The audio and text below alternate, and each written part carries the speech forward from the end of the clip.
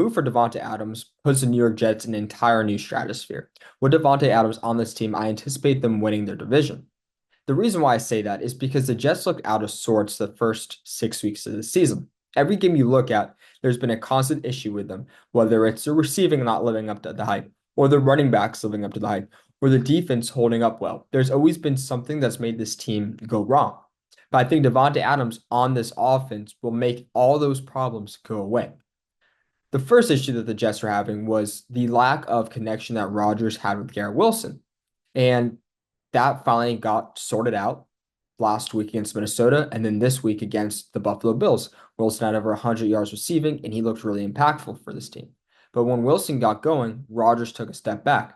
He threw a costly interception last night that was intended for Mike Williams, and then he had 3 interceptions against the Minnesota Vikings. And a lot of that boiled down to the same problem he had with Wilson early on, which was playing and learning how to play with a guy like Rodgers, someone who throws it to his zone, somebody that can extend plays, somebody that gets creative, somebody you need to be around a lot to have a successful impact. That's why Allen Lazard was able to have so many good weeks these past 6 weeks with the Jets because he's played with Rodgers before.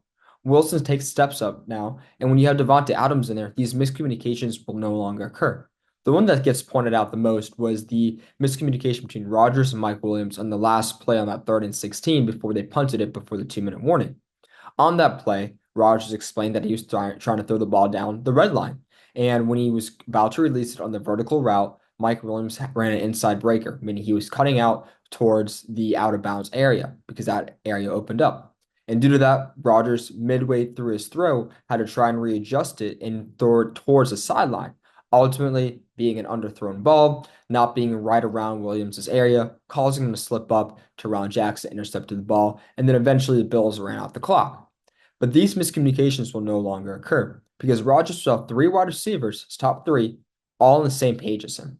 And it's going to elevate players like Garrett Wilson and Allen Lazard since they'll no longer have to be the wide receiver 1 and wide receiver 2 on their team. They can be the wide receiver 2 and the wide receiver 3, allowing for this whole receiving core to expand. Davante Adams is a clear-cut number 1. He is a Hall of Fame wide receiver who has a meaningful impact and connection with Rodgers. From 2017 to 2021, Rodgers and Adams led the league in touchdowns by a duo. So they had 52 touchdowns connected to each other. So Rodgers throwing it to Davante.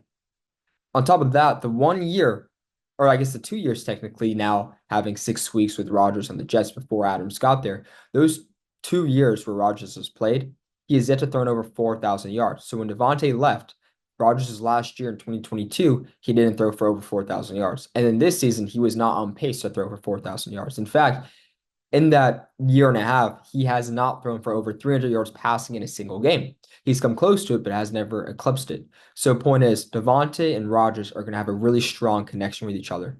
It's also going to cause his defense that they faced to expand, right? When you have Garrett Wilson lighting up opposite side of Davante Adams, you're going to have to really stretch out thin as a secondary because both players are elite, right? Obviously, I think Davante Adams, you could say he's a little bit older. Maybe he took a step back. Maybe you say Wilson's a little bit younger. The point is, this is one of the best wide receiver duos in the National Football League. Yeah, sure, maybe both of them are not top 5 wide receivers in the league, but they're easily top 10. And when you have 2 top 10 wide receivers on your football team, it's very hard to stop it. And the last reason why I really like this move of bringing Davante in and how it can transcend this offense is it's going to allow for the running game to actually have good games. This past game against Buffalo, they succeeded, right? Breece Hall ran for over 100 yards rushing. He averaged 6.3 yards per carry. It was the first game where he ran for over 100 yards rushing. But this was not a kudos to Breece Hall and the offensive line finally breaking out. No, it was not that. It was that they played the worst rush defense in the entire NFL. The Buffalo Bills averaged 5.3 yards per carry given up. They gave up over 120 yards rushing 4 out of their 6 games that they've played. The 2 teams that ran for less than 120 were were the Jags and the Texans. And the Texans were without Joe Mixon, their star running back. And the Jacksonville Jaguars are just a terrible football team right now. They have no running game going. So, and both those teams still ran for over 90 yards rushing. So, point is, it wasn't a kudos and a benefit of the Jets improving the run game. It was just they were playing the worst rush defense in the NFL that we've seen this year by a mile. But with Davante Adams and Garrett Wilson there, it's going to allow for the passing game to grow and have a higher effect, right? And therefore, it's going to make defenses no longer be able to stack the box to stop the run. And instead of Breece Hall averaging 3 yards per carry, averaging 0.4 yards per carry, like he did when he played the Denver Broncos, he's going to rip off 4, 5, 6 yards per carry and have an effective run game. So all in all, this transcends a team and it brings hope to the organization. It makes the team realize, wow, like we're gonna have success now. Why? Because we have a top dog wide receiver in Davante, 3 wide receivers who understand how Aaron Rodgers functions as a quarterback. We have a good dynamic backfield with Braylon Allen and Breece Hall that can now have success since defenses won't load the box. And if the O-line, if the tackles can just play a little bit better, this team is going to be firing on all cylinders. So I love the move for this team. Defensively, you could say like, "Oh, we're worried." No, they shouldn't be worried. The defense has the dudes to play well. They're going to play well. They are going to be okay. The biggest issue was finding the missing piece on offense, and they did. And therefore, the Jets are going to be rejuvenated, and they're going to rip off win after win after win, and make the playoffs. But not only make the playoffs, but I truthfully believe they will win their division over the likes of the Buffalo Bills, the Patriots, the Miami Dolphins. Switching from one successful New York sports team to the rest of them, New York is running the sports world. Whether you look at baseball or hockey or the NBA or football, the best teams are in New York. And sports are always better when the best teams are in the biggest cities.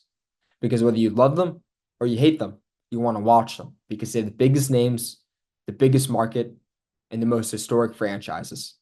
The Yankees and the Mets are both in the LCSs for the first time at the same time since 2000. The New York Liberty are in the WNBA Finals tied 1-1 with the Minnesota Lynx.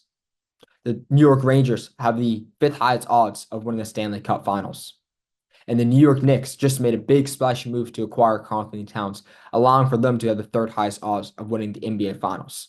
And the Knicks against the Minnesota Timberwolves preseason basketball game drew a lot of attention because of the exchange that Dante DiVincenzo and the New York Knicks coaching staff had with one another. And it's setting up to be a very, very exciting time for the New York Knicks and New York sports in general. But looking at the Knicks specifically, the move to acquire Karl-Anthony Towns transcends this team, sets them up for a ton of success because the Knicks finally have a star player, a second star player, I should add. Yes, Jalen Brunson is a superstar, but today in the NBA, the modern NBA, you need a superstar, a star, and then a bunch of good players that fit the rules. And the Knicks had all of that, but they didn't have their star. And what did they get? They got their star in Karl-Anthony Towns. And not only is he a big name player that has big time success, he fits his team perfectly because what did the Knicks need on their starting lineup? 3-point shooting. And what does Cat provide? 3-point shooting. He averages just below 40% from behind the arc. He's extremely successful at stretching the court. He can play the middle of the paint defensively if needed, if a player like Precious Achiuwa is on the court in that starting five. He can also stretch out and guard the fours on the court in case a player like Mitch Robinson's inside the paint. He fits them defensively. He fits them offensively because he can stretch the court and does not need the ball in his hands as he can let Jalen Brunson operate. He's also very successful in the pick and roll action, allowing for him and Brunson to form a formidable duo with one another. The New York Knicks are setting up to be a very exciting and successful team, just like every team in New York. Because when the best teams are in the biggest cities, sports thrive, and that's exactly what's going on in New York.